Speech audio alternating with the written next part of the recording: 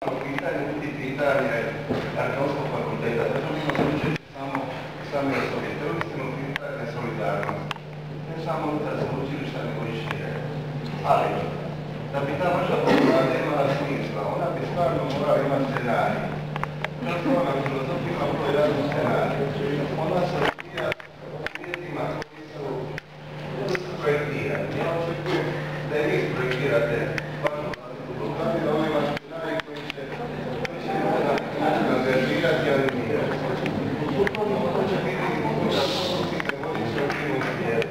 Isto tako mislim da zapravo sljedeći korak težnja prema besplatnom školovanju, besplatnom studiranju, zapravo je put prema težnji za izvršnom studiranju.